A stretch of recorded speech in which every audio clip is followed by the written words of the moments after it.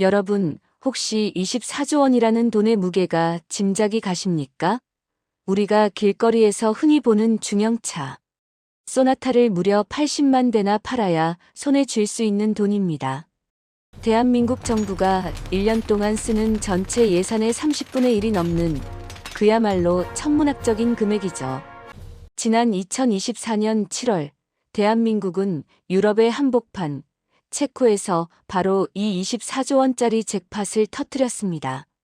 단군 이래 최대 규모의 수출이자 2009년 아랍에미리트, 바라카 원전 이후 무려 15년 만에 이뤄낸 기적 같은 쾌거였습니다.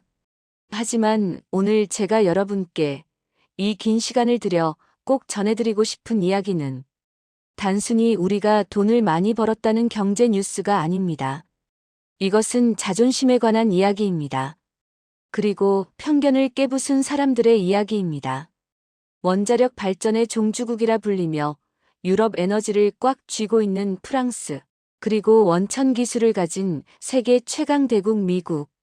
이 거대한 골리앗들 틈바구니에서 아무도 주목하지 않았던 동방의 작은 나라.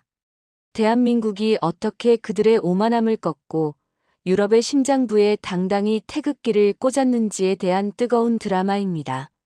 이 치열했던 승부의 현장에는 우리 기술자들의 피땀 눈물뿐만 아니라 처음에는 한국을 철저히 무시했다가 결국 우리의 가장 든든한 지지자가 되어버린 한 체코 관료의 숨겨진 이야기가 있습니다. 지금부터 그 치열했던 1년 6개월간의 기록을 당시 협상의 최전선에 있었던 체코 산업통상부 고위 관료의 목소리로 재구성해 아주 상세하게 들려드리겠습니다. 아직 구독과 좋아요를 누르지 않으셨다면 본격적인 이야기 시작 전에 꼭 한번 부탁드립니다. 여러분의 작은 응원 하나가 대한민국을 알리는 영상을 만드는데 정말 큰 힘이 됩니다. 자, 그럼 2023년 겨울, 유난히 눈이 많이 내리고 차가운 바람이 불던 체코 프라하의 그날로 시간을 돌려보겠습니다. 제 이름은 토마스입니다. 체코 산업통상부에서 국가에너지 정책을 총괄하는 차관이자 이번 투코반이 신규 원전 건설 프로젝트의 실무 책임을 맡았던 사람입니다. 저는 체코 프라하에서 태어났지만 제 지적 고향은 사실 프랑스입니다. 젊은 시절 파리 제육대학에서 원자력 공학을 전공했고 박사 학위를 받은 뒤에는 세계 최고의 원자력 기업이라 불리는 프랑스 전력공사, 즉 EDF의 연구소에서 5년 넘게 일했습니다. 저에게 원자력 발전소란 단순히 전기를 만들어내는 투박한 기계 덩어리가 아니었습니다. 그것은 인류가 만든 가장 정교하고 아름다운 예술품이자 유럽 과학기술의 결정체였습니다. 그리고 그 정점에는 언제나 프랑스가 있었죠. 저는 그렇게 배웠고 그렇게 믿으며 평생을 살았습니다. 그래서 2022년 러시아와 우크라이나 사이에 전쟁이 터지고 유럽 전체가 심각한 에너지 위기에 빠졌을 때 우리 체코 정부가 신규 원전 건설을 결정한 것은 너무나 당연한 수순이었습니다. 러시아가 언제 가스 밸브를 잠글지 모르는 공포 속에서 우리 국민을 추위로부터 살릴 길은 오직 원자력뿐이었으니까요. 그리고 그때 제 머릿속에 떠오른 파트너는 단 하나, 프랑스였습니다. 다른 나라는 고려 대상조차 아니었습니다. 우리는 유럽연합의 일원이고 프랑스는 우리 이웃이자 형제니까요. 솔직히 말씀드리겠습니다. 입찰 공고가 나가고 한국수력원자력, 그러니까 당신들이 팀 코리아라고 부르는 사람들이 제안서를 들고 저를 찾아왔을 때 저는 그들을 만나는 것조차 시간 낭비라고 생각했습니다. 그날은 아침부터 눈보라가 치는 궂은 날씨였습니다. 따뜻한 커피를 마시며 프랑스 측에서 보내온 기술 문서를 검토하고 있는데 비서가 인터폰으로 연락을 해왔습니다. 차관님, 한국 대표단이 도착했습니다. 회의실에서 대기 중입니다. 저는 한숨을 푹 쉬었습니다. 책상 위에 쌓인 서류 더미에 파묻혀 고개도 들지 않고 짜증 섞인 목소리로 말했죠. 알았어. 회의실로 안내해. 그리고 15분. 딱 15분만 주겠다고 전해. 나 지금 엘리제궁, 그러니까 프랑스 대통령실에서 온 중요한 전화 기다리고 있으니까. 길게 시간 못 낸다고 해. 저는 일부러 그들을 기다리게 했습니다. 기선을 제압하려는 의도도 있었지만 정말로 그들과의 만남이 중요하지 않다고 생각했기 때문입니다. 30분쯤 지났을까요?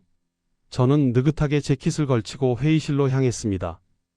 회의실 문을 열고 들어갔을 때 마주한 한국 사람들의 첫인상은 뭐랄까? 너무나 평범했습니다. 아니, 조금 초라해 보이기까지 했습니다. 며칠 전 다녀간 프랑스 EDF의 임원들이 최고급 이탈리아산 맞춤 정장에 거만한 표정으로 들어오던 것과는 완전히 딴판이었죠. 한국 대표단은 유행이 조금 지난 듯한 검은색 양복을 입고 있었고 표정에는 긴장한 기색이 역력했습니다.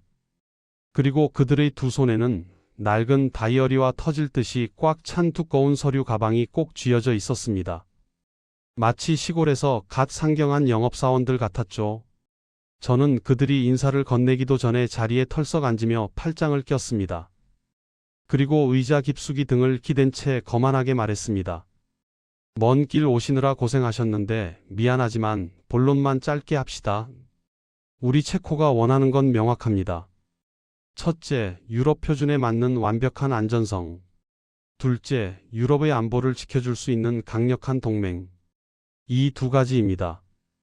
솔직히 말해서 한국이 여기에 낄 자리가 있다고 생각합니까? 제 말은 질문이 아니라 비아냥에 가까웠습니다. 너희는 자격이 없다는 말을 돌려서 한 것이었죠. 하지만 한국 측 대표였던 박 본부장이라는 사람은 당황하지 않았습니다. 그는 안경을 고쳤으며 차분하고 낮은 목소리로 입을 열더군요. 차관님, 말씀하신 우려 충분히 이해합니다. 하지만 저희는 지난 40년간 원전을 지어왔고 사고 없이 운영해왔습니다.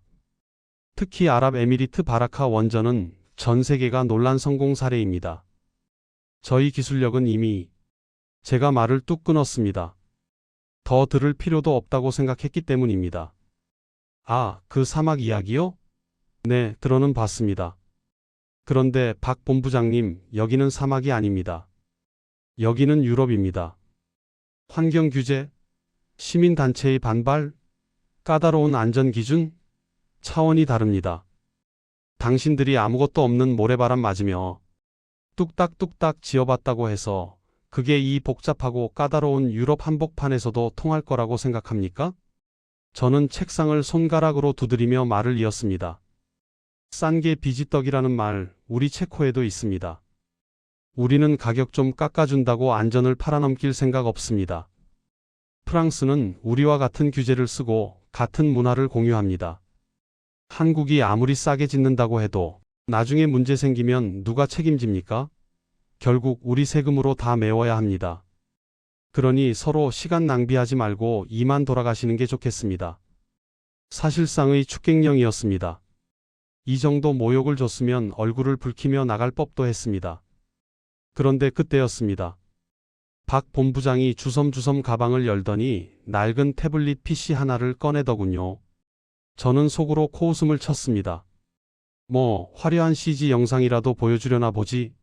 한국이 IT 강국이라니까 그런 건 잘 만들겠지. 하지만 그가 화면에 띄운 건 화려한 영상도 멋진 촉감도도 아니었습니다.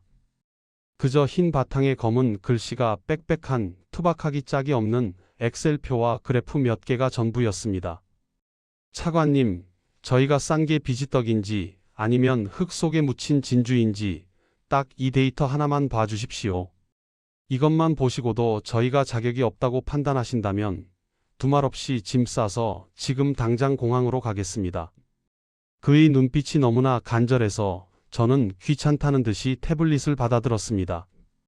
그래, 뭔지나 한번 보자는 심정이었죠. 그리고 무심코 화면을 들여다본 순간 저는 저도 모르게 눈썹이 꿈틀거렸습니다. 그것은 단순한 홍보 자료가 아니었습니다. 그것은 뼈 아픈 팩트였습니다. 누구도 반박할 수 없는 숫자들이 그 안에 적혀 있었습니다. 화면 왼쪽에는 제 조국이나 다름없는 프랑스의 처참한 성적표가 적나라하게 드러나 있었습니다. 프랑스 EDF가 야심차게 수주했던 핀란드 올킬루오토 3호기 원전. 자료를 보니 당초 계약상 완공하기로 약속했던 날짜는 2009년이었습니다. 하지만 실제로 전기를 생산하기 시작한 날짜는 언제였을까요? 무려 2023년이었습니다. 1년, 2년도 아니고 자그마치 14년이나 늦어진 겁니다. 예산은 또 어떻고요? 처음 계약했을 때보다 무려 3배가 넘는 돈이 더 들어갔습니다. 그 추가 비용은 고스란히 핀란드 국민들의 빚이 되었죠. 제 얼굴이 화끈거렸습니다. 하지만 화면 오른쪽을 본 순간 이번에는 등줄기에 소름이 돋았습니다. 거기에는 한국의 성적표가 있었습니다. 대한민국 팀 코리아가 지은 아랍에미리트 바라카 원전. 계약상 완공하기로 한 날짜 2018년. 실제로 완공된 날짜 2018년. 공사 지연 기간 0일. 추가로 들어간 예산 0원. 저는 믿을 수가 없어서 헛웃음을 흘렸습니다. 이거 조작 아닙니까? 저도 모르게 튀어나온 말이었습니다. 원전 공사라는 건 변수가 수천, 수만 가지입니다. 땅을 파다가 유물이 나올 수도 있고, 갑자기 지하수가 터질 수도 있고, 부품 공급이 끊길 수도 있고, 설계가 바뀔 수도 있죠. 그래서 1년이나 2년 정도 늦어지는 건 이 바닥에서는 상식으로 통합니다. 그런데 그 뜨거운 사막 한복판에서 그 열악한 환경에서 단 하루도 늦지 않았다니요? 프랑스도 못하고 원천 기술을 가진 미국 웨스팅하우스도 못하는 걸 당신들이 했다고요? 이걸 저보고 지금 믿으라는 겁니까? 엑셀 숫자는 누구나 고칠 수 있습니다. 저는 이런 종이조각 못 믿습니다. 제 비웃음 섞인 질문에 박 본부장은 제 눈을 똑바로 쳐다보며 낮지만 아주 단호한 목소리로 말했습니다. 목소리에 흔들림이 전혀 없었습니다. 차관님, 저희는 변명을 하지 않습니다. 결과를 보여드릴 뿐입니다. 못 믿으시겠다면 저와 함께 지금 당장 아랍에미리트로 가시죠. 비행기표는 이미 준비되어 있습니다. 가서 차관님의 두 눈으로 직접 확인하십시오. 만약 저희가 거짓말을 했다면 제가 그 자리에서 사표를 쓰고 원자력 업계를 떠나겠습니다. 그 자신감, 도저히 허세라고는 볼 수 없는 그 단단한 눈빛에 저는 순간 말문이 막혔습니다. 자존심이 상했습니다. 감히 아시아의 변방 국가가 나를 가르치려 들어? 하는 오기마저 생겼습니다. 그래서 저는 그 제안을 덥석 물었습니다. 좋습니다. 갑시다. 내 눈으로 직접 확인해 주죠. 사막의 모래바람 속에서 당신들의 그 기적이 진짜인지 아니면 신기루인지 낱낱이 파헤쳐 주겠습니다. 만약 흠집 하나라도 나오면 그때는 체코 땅에 발도 못 붙일 줄 아십시오. 그렇게 저는 예정에 없던 아랍에미리트행 비행기에 몸을 실었습니다. 그때까지만 해도 저는 정말 몰랐습니다. 이 충동적인 비행이 제 인생을, 아니 체코라는 나라의 에너지 역사를 완전히 뒤바꾸게 될 줄은요. 비행기 안에서 저는 프랑스 친구들에게 문자를 보냈습니다. 한국 녀석들이 하도 졸라서 한번 가준다. 가서 코를 납작하게 해주고 오겠다라고 말이죠. 하지만 그 문자가 제 마지막 오만이 될 줄은 꿈에도 몰랐습니다. 아부다비 공항에 내려 바라카 원전 건설 현장으로 가는 길은 멀고도 험했습니다. 차장 밖으로 보이는 풍경이라고는 끝없이 펼쳐진 붉은 모래와 이글거리는 아지랑이뿐이었죠. 에어컨을 최대로 틀어놨는데도 창문에 손을 대면 화상을 입을 것처럼 뜨거웠습니다. 도대체 이런 곳에다가 그 정밀한 원자력 발전소를 짓는다고? 미친 짓이야. 저는 차 안에서도 계속해서 의심의 끈을 놓지 않았습니다. 한국인들이 보여준 그 완벽한 엑셀표가 사실일 리 없다고, 분명 현장에 가면 부실 공사의 흔적이 있거나 무리하게 공기를 맞추느라 엉망진창인 모습이 보일 거라고 확신했죠. 꼬투리만 잡아봐라. 내가 당장 계약서를 찢어버릴 테니까. 그런 독한 마음을 먹고 있었습니다. 현장에 도착해서 차 문을 여는 순간 섭씨 50도를 넘나드는 숨막히는 열기가 마치 불에 달군 젖은 담요처럼 제 온몸을 휘감았습니다. 숨을 쉴 때마다 폐가 타들어가는 것 같았습니다. 가만히 서 있기도 힘든 그 살인적인 더위 속에서 저는 고개를 들어 눈앞의 광경을 바라보았습니다. 그리고 그 순간 저는 할 말을 잃고 말았습니다. 그곳에는 거대한 돔 4개가 마치 21세기의 피라미드처럼 웅장하게 솟아 있었습니다. 하지만 저를 충격에 빠뜨린 건 건물의 크기가 아니었습니다. 바로 그 현장을 감싸고 있는 공기였습니다. 제가 알던 유럽의 원전 공사 현장, 특히 프랑스가 짓던 현장과는 차원이 달랐습니다. 유럽 현장은 늘 시끄럽고 어수선했습니다. 노조의 파업으로 확성기 소리가 들리거나 자재가 제때 도착하지 않아 크레인이 멈춰 있거나 엔지니어들이 변경된 설계도를 보며 서로 소리를 지르고 담배를 피워대는 게 일상이었습니다. 하지만 이곳은 달랐습니다. 마치 거대한 오케스트라가 연주를 하듯 수천 명의 한국 엔지니어와 노동자들이 하나의 유기체처럼 움직이고 있었습니다. 누구 하나 소리 지르는 사람이 없었습니다.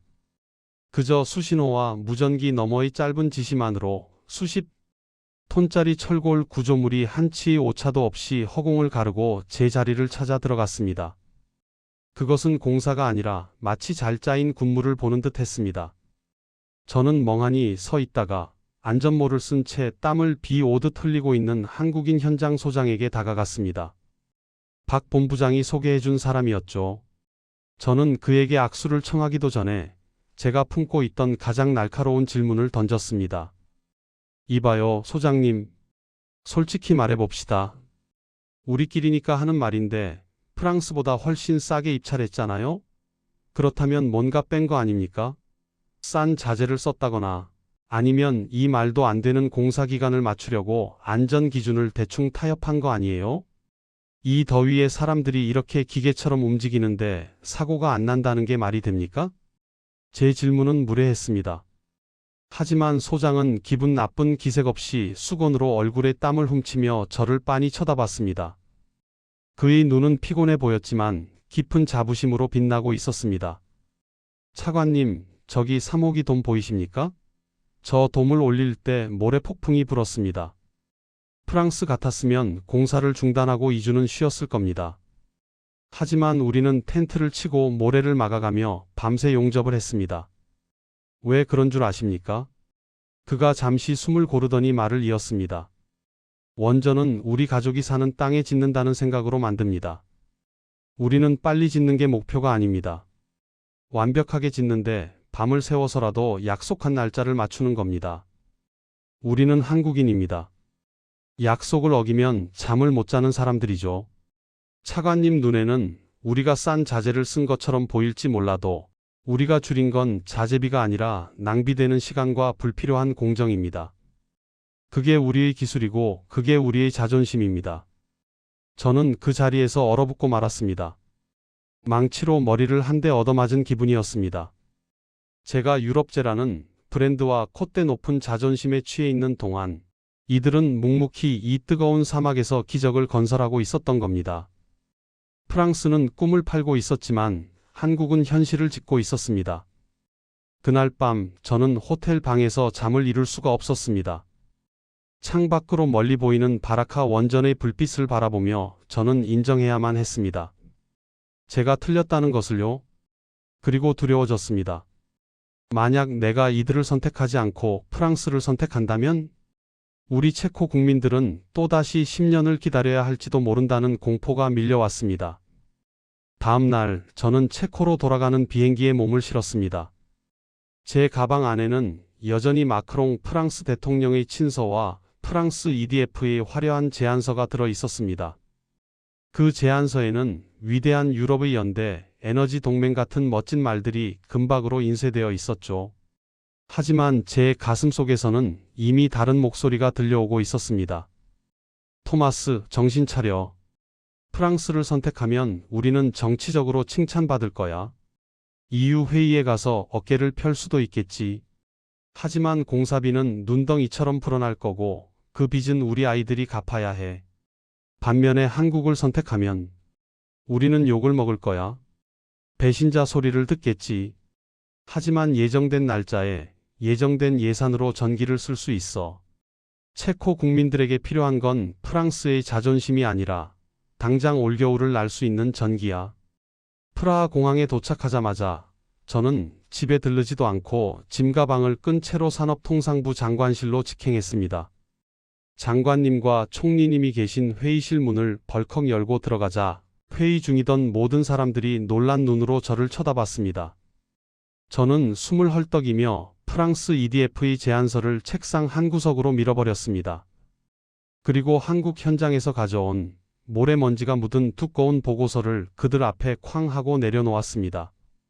장관님, 총리님, 긴급하게 보고 드릴 게 있습니다. 총리님이 안경을 고쳐 쓰며 물으셨습니다. 토마스 차관, 안 그래도 자네를 기다리고 있었네.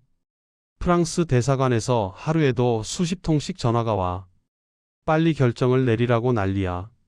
자네도 알다시피 이후 분위기가 심상치 않아. 한국 다녀왔다면서? 어때, 그냥 형식적인 거였지?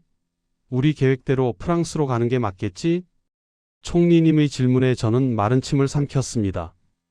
이 말을 하는 순간 저는 제 30년 공직 생활을 걸어야 한다는 걸 직감했습니다.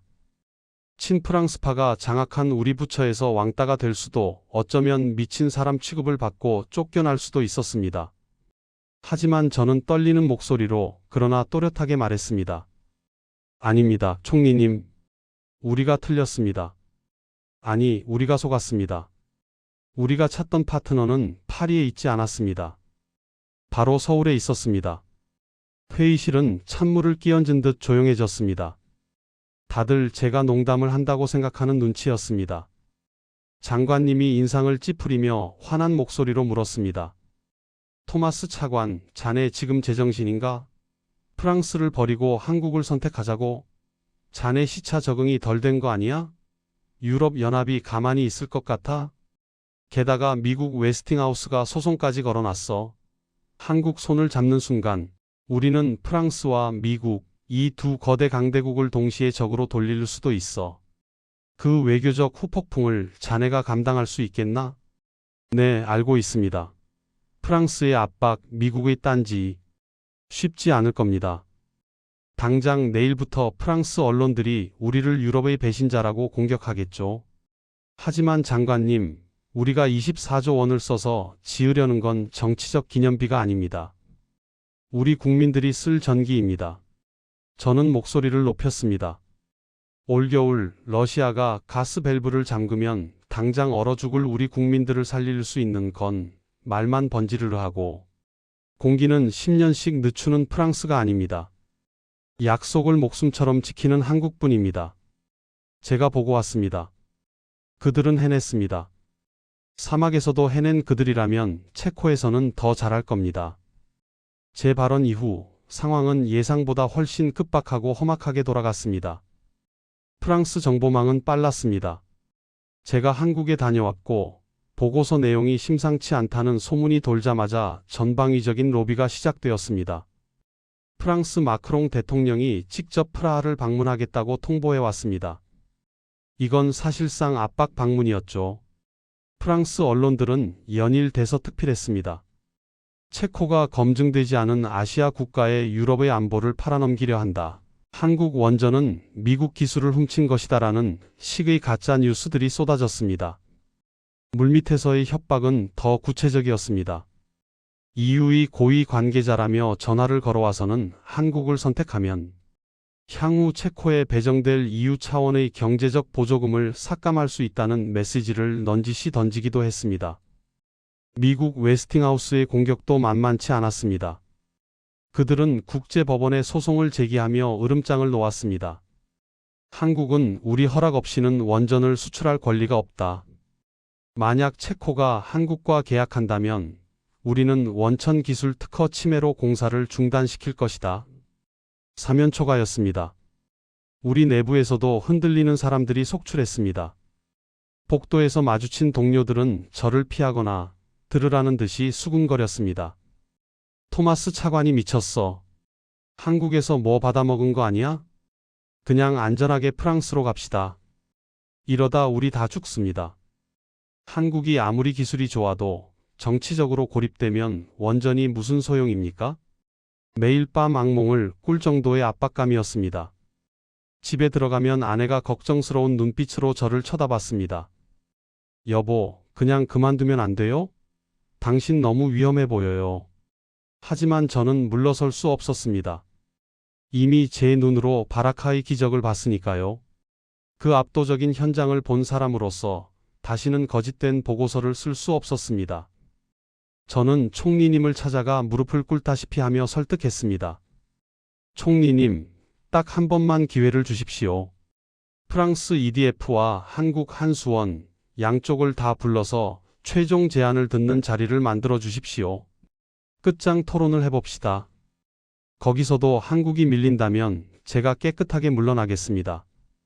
총리님은 한참 동안 담배를 피우시더니 무겁게 고개를 끄덕였습니다.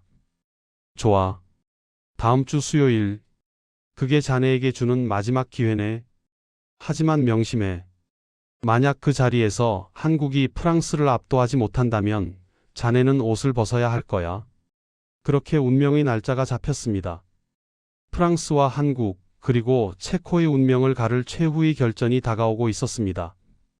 저는 떨리는 손으로 한국의 박 본부장에게 전화를 걸었습니다. 본부장님, 기회는 딱 한 번입니다. 프랑스는 대통령까지 나서서 우리를 압박하고 있습니다. 그들이 절대 거절할 수 없는, 그리고 프랑스는 절대 흉내낼 수 없는 결정적인 한 방이 필요합니다. 준비되셨습니까? 수화기 너머로 들려오는 박 본부장의 목소리는 비장했습니다. 차관님, 걱정 마십시오. 저희는 이미 목숨을 걸었습니다. 회의장에서 뵙겠습니다. 과연 우리는 이 거대한 파도를 넘어서 올바른 선택을 할 수 있을까요? 결전의 날인 수요일 아침이 밝았습니다. 그날 프라하의 하늘은 잔뜩 흐려 있었습니다. 마치 곧 무슨 일이라도 터질 것처럼 무거운 공기가 도시 전체를 짓누르고 있었죠. 저는 평소보다 일찍 일어나 가장 아끼는 넥타이를 맸습니다. 거울 속에 비친 제 얼굴은 며칠 새 10년은 늙어버린 것 같았습니다. 잠을 거의 못 잤으니까요. 산업통상부 대회의실 앞 복도에는 이미 팽팽한 긴장감이 감돌고 있었습니다.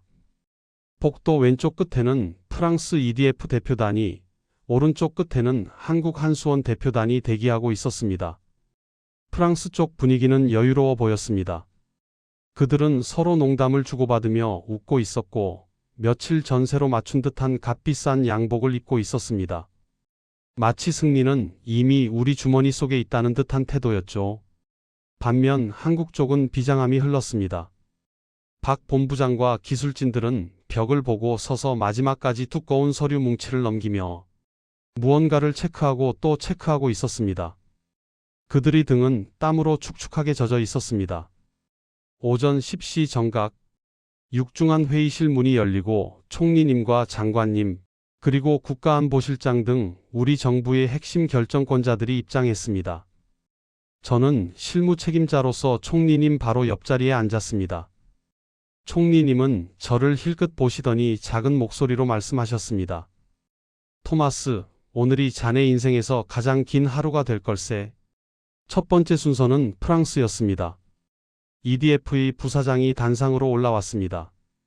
그는 유창한 체코어로 인사를 건넸습니다. 역시 노련했습니다. 그의 프레젠테이션은 화려함 그 자체였습니다.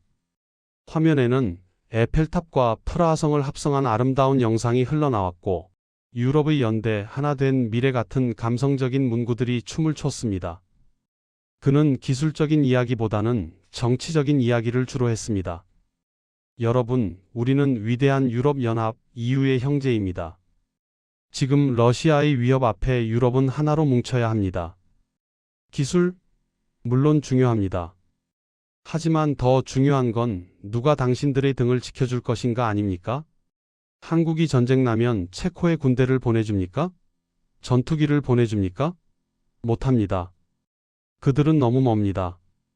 하지만 우리 프랑스는 다릅니다. 우리는 나토의 핵심국이자 유럽 유일의 핵보유국입니다. 우리 원전을 선택한다는 건 곧 프랑스군의 보호를 받는다는 뜻입니다. 그의 말은 강력했습니다. 안보 불안에 시달리는 우리 정치인들의 가장 아픈 구석이자 가장 가려운 곳을 정확히 긁어주는 말이었습니다. 회의실 곳곳에서 고개를 끄덕이는 모습이 보였습니다. 국방장관님은 역시 프랑스야라고 중얼거렸죠. 분위기가 급격히 프랑스 쪽으로 기울어지고 있었습니다. 프랑스 대표는 승기를 잡았다는 듯 회심의 미소를 지으며 말을 마쳤습니다. 한국산 짝퉁 기술로 유럽의 자존심을 버리지 마십시오. 정품을 쓰셔야죠. 회의실 안에 박수가 터져 나왔습니다. 저는 눈앞이 캄캄해졌습니다. 역시 안보 동맹이라는 카드는 우리가 거절하기엔 너무 매력적인 제안이었습니다. 잠시 휴식 후 한국의 차례가 되었습니다. 박 본부장이 단상에 올랐습니다. 그는 화려한 영상도 멋진 배경음악도 준비하지 않았습니다. 그저 마이크 앞에 서서 서툰 체코어로 도불이 된 안녕하세요이라고 인사한 뒤 통역사를 통해 천천히 입을 열었습니다. 존경하는 총리님, 그리고 장관님 여러분. 방금 프랑스 대표님의 말씀 잘 들었습니다. 맞습니다. 저희 대한민국은 멉니다. 비행기로 12시간이나 걸립니다. 전쟁이 났을 때 프랑스처럼 당장 군대를 보내드리지 못할 수도 있습니다. 저는 가슴이 철렁했습니다.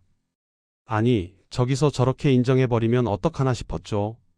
회의실 안에서도 거봐, 쟤네도 인정하네 하는 비웃음 섞인 속삭임이 들렸습니다. 그런데 그때 박 본부장의 목소리가 한 톤 낮아지며 묵직하게 울려 퍼졌습니다. 하지만 저희는 군대 대신 저희의 목숨을 걸겠습니다. 그가 품 안에서 서류 봉투 하나를 꺼내 들었습니다.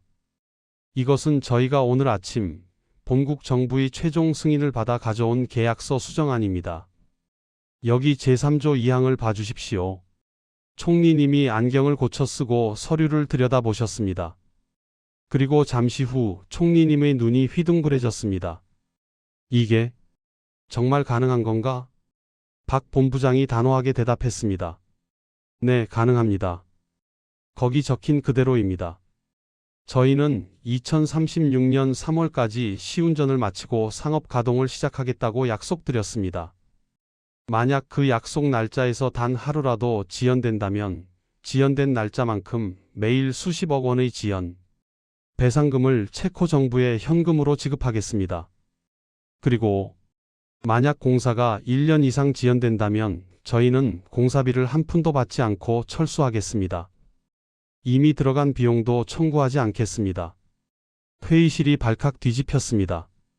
웅성거리는 소리가 파도처럼 퍼져나갔습니다. 이건 미친 짓이었습니다. 건설업계, 특히 원자력 업계에서 완전 책임 시공을, 그것도 무한 배상 조건을 거는 건 자살행위나 마찬가지였으니까요. 땅을 파다 유물이 나올 수도 있고 천재지변이 일어날 수도 있는데 그 모든 리스크를 한국이 다 떠안겠다는 뜻이었습니다. 프랑스 대표들의 얼굴이 사색이 되었습니다. 그들은 절대 할 수 없는 약속이었기 때문입니다. 그들은 핀란드에서도 자국에서도 이미 10년씩 공사를 지연시키고 있었고 그 추가 비용을 모두 발주처에 떠넘겨왔으니까요. 박 본부장이 쐐기를 박았습니다. 체코가 진정으로 필요한 안보가 무엇입니까? 말로만 하는 보호입니까? 아니면 당장 2036년 겨울 국민들이 얼어 죽지 않게 해줄 확실한 에너지입니까? 프랑스는 노력하겠다고 말하지만 저희는 보증합니다.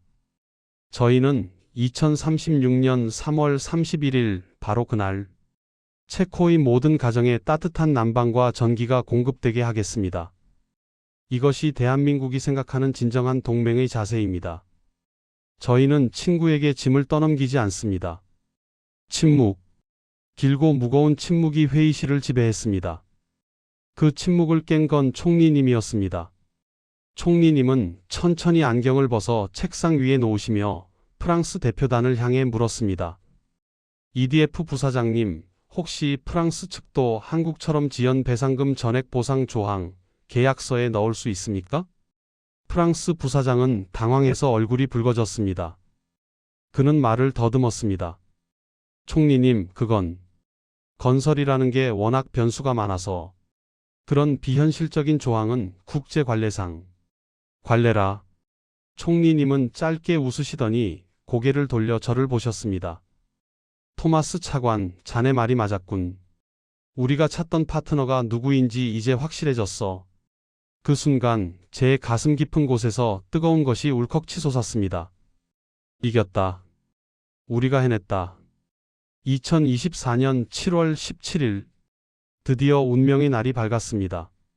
전 세계의 이목이 체코 프라하로 집중되었습니다. 기자회견장에는 수백 명의 외신 기자들이 몰려들었습니다. 단상에 오른 페트르 피알라 총리의 입에서 역사적인 한마디가 떨어졌습니다. 체코 공화국의 미래 100년을 책임질 두코반이 신규 원전 건설 사업의 우선 협상 대상자로 대한민국 팀 코리아를 선정합니다. 와, 아마이너스? 제 집무실 TV 앞에서 숨죽이고 지켜보던 직원들이 일제히 환호성을 질렀습니다. 서로 끌어안고 책상을 두드리고 어떤 여직원은 감격에 겨워 눈물을 흘렸습니다. 저 역시 의자에 주저앉아 하염없이 흐르는 눈물을 닦아냈습니다. 그것은 단순히 한국이라는 나라가 돈을 벌게 되어서가 아니었습니다. 강대국의 논리에 휘둘리지 않고 오로지 우리 국익과 국민을 위해 가장 올바른 선택을 했다는 자부심, 그리고 그 선택을 가능하게 해준 한국인들의 진심에 대한 고마움 때문이었습니다. 계약이 확정된 후 프랑스와 미국의 반응은 예상대로 거칠었습니다. 체코가 유럽을 배신했다느니 저가 수주다느니 하는 비난 성명을 냈죠. 하지만 우리 국민들의 반응은 달랐습니다. 여론조사에서 무려 70%가 넘는 국민들이 한국 선정을 지지했습니다. 국민들도 알았던 겁니다. 누가 진짜 실력자이고 누가 말뿐인 허풍선이인지를요. 그로부터 시간이 조금 흐른 지금 체코 두코바니 현장에는 벌써부터 변화의 바람이 불고 있습니다. 한국형 원전 설계를 위한 선발대 엔지니어들이 프라하와 두코바니의 짐을 풀었습니다. 현지에서는 벌써 재미있는 일화들이 들려옵니다. 한국 엔지니어들은 아침 7시면 현장에 나타난다고 합니다. 우리 체코 사람들은 보통 9시에 출근해서 커피 마시고 10시쯤 일을 시작하는데 말이죠. 처음에는 현지 노동자들이 왜 이렇게 서두르냐, 천천히 하자며 불만도 가졌다고 합니다. 하지만 한국인들이 보여준 건 단순한 속도가 아니었습니다. 문제가 생기면 퇴근도 미루고 끝까지 해결하고야 마는 집요함. 말은 잘 안 통하지만 손짓 발짓으로 기술을 하나라도 더 알려주려는 열정. 그리고 회식이 끝나면 We are one team, we are one team을 외치며 어깨동무를 하는 끈끈함. 그런 모습에 우리 체코 사람들도 서서히 마음을 열고 있습니다. 엊그제는 두코바니 시장님이 저에게 전화를 하셨더군요. 차관님, 요즘 우리 동네 식당 메뉴판에 김치찌개랑 소주가 생겼습니다. 한국 기술자들 덕분에 상권이 살아나서 다들 싱글벙글입니다. 그리고 그 사람들 정말 대단하더군요. 약속 시간보다 항상 10분 먼저 와 있어요. 우리 젊은 친구들이 그 사람들 보면서 많이 배웁니다. 저는 30년 동안 공직에 있으면서 수많은 나라와 협상을 해봤습니다. 하지만 대한민국 같은 나라는 처음입니다. 그들은 단순히 물건을 파는 장사꾼이 아니었습니다. 그들은 자신의 이름을 걸고 국가의 명예를 걸고 일하는 장인들이었습니다. 제가 한국을 방문했을 때 들었던 말이 기억납니다. 신의, 믿음과 의리라는 뜻이라고 하더군요. 저는 확신합니다. 2036년 두코바니의 하늘 아래 거대한 한국형 원전이 우뚝 서는 날, 그 원전은 단순히 전기를 만드는 기계가 아니라 체코와 한국이 신의로 쌓아 올린 영원히 무너지지 않는 우정의 탑으로 기록될 것입니다. 그리고 저 토마스 역시 훗날 은퇴해서 손자들에게 이렇게 말해줄 겁니다. 할아버지가 젊었을 때 가장 잘한 일이 뭔지. 아니, 바로 그때 프랑스의 화려한 제안서를 덮고 한국이라는 진정한 친구의 손을 잡은 것이란다. 네, 여러분. 체코의 한 고위 관료가 털어놓은 이 뜨거운 고백, 어떻게 들으셨습니까? 저는 대본을 준비하면서 몇 번이나 가슴이 먹먹해졌는지 모릅니다. 우리가 그동안 너무 당연하게 여겼던 우리의 특징들, 빨리빨리라고만 생각했던 우리의 속도가 세계인들의 눈에는 놀라운 성실함으로 비치고 있었습니다. 융통성 없다고 생각했던 우리의 고지식함이 그들에게는 목숨 같은 신뢰로 다가갔습니다. 체코 원전 수주. 이것은 단순히 24조 원이라는 돈을 번 사건이 아닙니다. 원자력 발전소라는 인류가 만들 수 있는 가장 복잡하고 위험한 시설을 한국인들에게라면 믿고 맡길 수 있다고 전 세계가 공인해준 사건입니다. 즉 대한민국이라는 나라의 품격과 신용 등급이 세계 최고 수준임을 증명해낸 것입니다. 프랑스는 자존심을 팔았고 미국은 힘을 과시했지만 대한민국은 진심과 실력으로 승부했습니다. 그리고 그 진심은 언어와 인종이 다른 체코 사람들의 마음까지도 움직였습니다. 지금 이 순간에도 체코뿐만 아니라 폴란드, 사우디, 루마니아, 세계 곳곳에서 우리 엔지니어들은 땀방울을 흘리고 있습니다. 그들이 흘리는 땀 한 방울 한 방울이 모여 코리아라는 브랜드가 되고 우리 아이들이 살아갈 대한민국의 자산이 되고 있습니다. 우리 스스로를 좀 더 자랑스러워해도 되지 않을까요? 헬조선이다, 망해간다 자조 섞인 말들도 많지만 밖에서 본 대한민국은 이미 우리가 생각하는 것보다 훨씬 더 크고 위대하고 믿음직한 나라입니다. 오늘 전해드린 이 가슴 벅찬 승전보가 하루하루 치열하게 살아가시는 여러분의 삶에도 작은 자부심과 위로가 되었기를 바랍니다. 오늘 이야기가 여러분의 가슴을 뛰게 했다면, 그리고 유럽의 밤을 우리 기술로 환하게 밝힐 자랑스러운 국가대표들에게 뜨거운 응원을 보내고 싶으시다면 지금 바로 구독과 좋아요 버튼 꼭 눌러주십시오. 그리고 댓글로 대한민국 국가대표 파이팅! 자랑스럽습니다. 이렇게 한마디씩 꼭 남겨주세요. 여러분의 댓글 하나하나가 타지에서 고생하는 우리 근로자들에게는 정말 큰 힘이 됩니다. 저는 다음 시간에도 전 세계를 놀라게 할 자랑스러운 대한민국의 또 다른 기적 같은 이야기로 다시 찾아오겠습니다. 지금까지 진행의 김현지였습니다. 시청해주신 여러분 고맙습니다.